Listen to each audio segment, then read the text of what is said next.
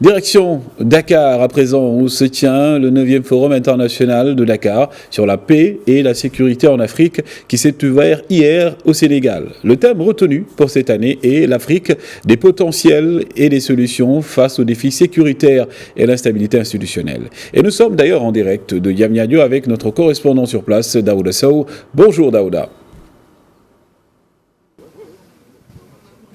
Oui, bonjour Ababakar Tonkara. Vous êtes actuellement avec Omar Nongo. Comme vous le disiez, nous sommes ici à Diamniadio. Oui, Daouda. Comme vous le disiez, nous sommes ici à Diamniadio au second et dernier jour de ce forum de Dakar sur la paix et la sécurité. Et nous sommes avec un membre de la commission scientifique de ce forum de Dakar. Je veux bien sûr parler du professeur Omar Nongo que nous recevons. Monsieur professeur, par rapport à la thématique de cette année, l'Afrique des potentiels et des solutions face aux défis sécuritaires et à l'instabilité institutionnelle, que retenir aujourd'hui de cette thématique et comment s'est opéré le choix? Effectivement, vous avez raison, c'est la thématique qui a été choisie pour cette année. Les années précédentes, on a beaucoup parlé des problèmes de l'Afrique. On a passé en revue énormément de défis qui se posent à l'Afrique. Mais cette année, on voulait innover en jetant un regard beaucoup plus positif sur l'Afrique. Que l'Afrique n'est pas tout simplement l'Afrique des problèmes, mais l'Afrique aussi des potentialités. Qu'il y a énormément de choses que l'Afrique peut offrir au monde pour montrer, en tout cas, la face positive de son existence.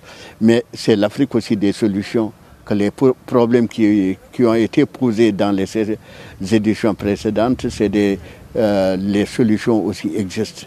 Et c'est pour cela que ce sujet-là a été choisi et validé par le chef de l'État. Et aujourd'hui, qu'en est-il également? Le forum, c'est également des side events, des ateliers et plénières. Qu'en est-il également de ces sous-thèmes au cours de ces différentes activités?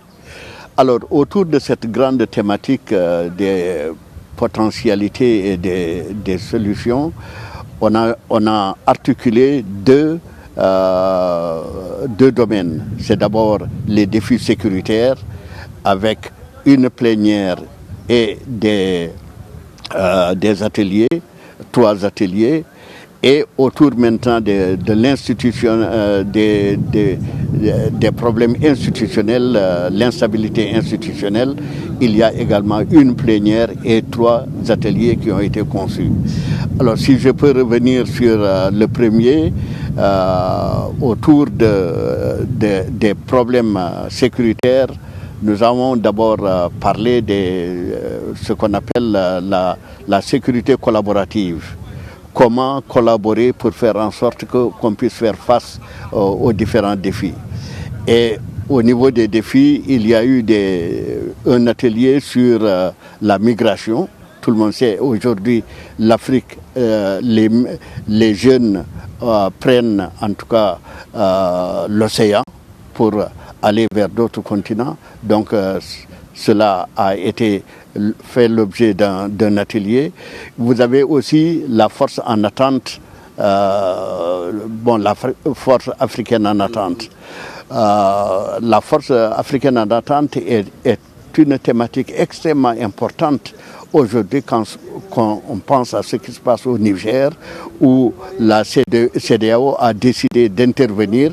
Donc pour nous, c'était important aussi de discuter de ces aspects-là pour voir comment opérationnaliser cette force-là pour qu'elle puisse répondre quand les chefs d'État, en tout cas, auront besoin d'elle pour intervenir dans un contexte.